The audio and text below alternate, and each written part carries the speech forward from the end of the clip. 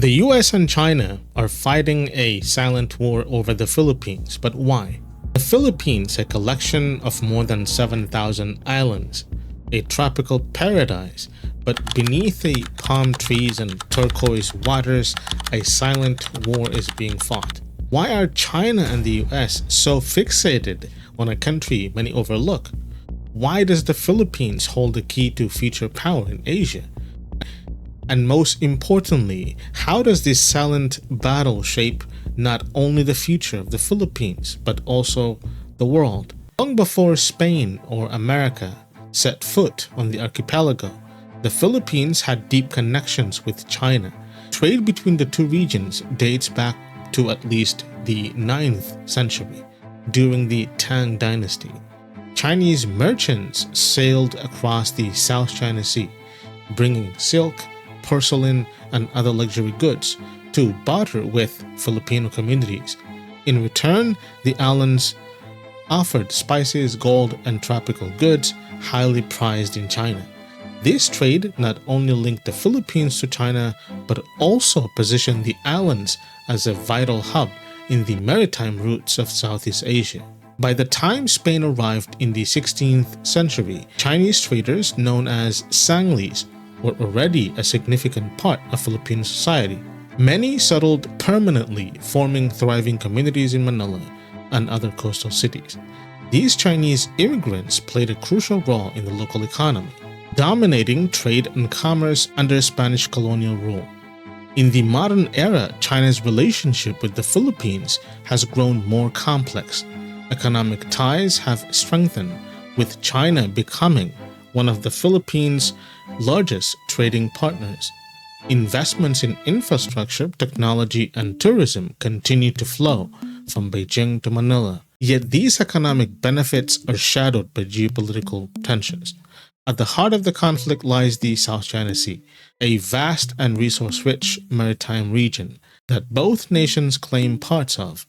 China's assertive moves to establish control over disputed territories, such as the Scarborough Shoal and the Spratly Islands, have sparked intense disputes. The Philippines, backed by international legal rulings, has pushed back against China's territorial ambitions, but the power imbalance remains. America, still a key ally of the Philippines, has also a vested interest in the region. And this adds another layer of complexity to this geopolitical chess game. For the Philippines, navigating between these two superpowers, China and America, remains a delicate balancing act. While China offers economic incentives and development projects through initiatives like the Belt and Road Initiative, many Filipinos remain wary of becoming too dependent on their powerful neighbor. At the same time, the legacy of American influence continues to shape the country's foreign policy and military alliances. The echoes of the past power struggles are still heard today. For centuries, China had an ancient relationship with the Philippines.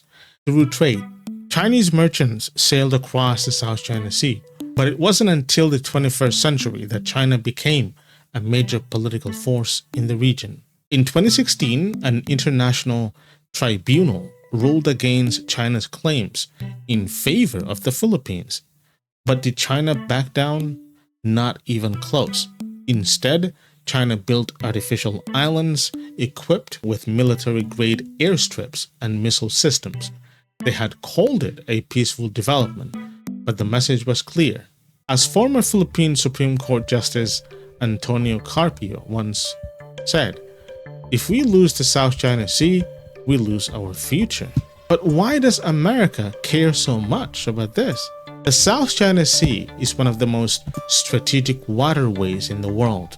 Approximately 1/3 of global maritime trade, valued at about $3 trillion annually, passes through these waters. For America, ensuring the so-called freedom of navigation is not just about protecting commerce, but also maintaining its influence in the Asia-Pacific region.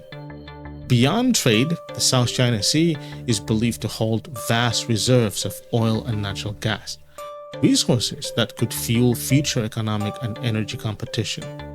If China gains full control over the region, it could limit access to these resources and disrupt global supply chains. We know that will not happen because China is the factory of the world. So disrupting supply chains hurts China the most. America has also strong military and diplomatic ties with countries in Southeast Asia, including the Philippines, which is a treaty ally. Under the 1951 Mutual Defense Treaty, the US is obligated to assist the Philippines if it faces external armed aggression. This means if a war erupts between China and the Philippines, America would step in. Since the end of World War II, the United States has maintained a significant military presence in the Pacific region to ensure that its influence continues to remain in the Asia-Pacific region. In 2011, President Obama announced a new strategy, the pivot to Asia. This policy shift signaled a major reorientation of US foreign policy, moving attention away from the Middle East and toward the rapidly growing and increasingly contested Asia-Pacific region. The pivot to Asia involved not just military measures, but also increased diplomatic and economic engagement with countries across the region. And at the heart of this pivot is the Philippines. The Philippines is not just some random island nation. It occupies a strategic position right on the edge of the South China Sea. For America, maintaining strong ties with the Philippines means having a foothold in one of the most contested and geopolitically sensitive regions in the world. But the US-Philippine relationship runs deeper than mere geography. The two countries share a long and complex history, from the Philippine-American War at the turn of the 20th century to the establishment of US military bases after World War II.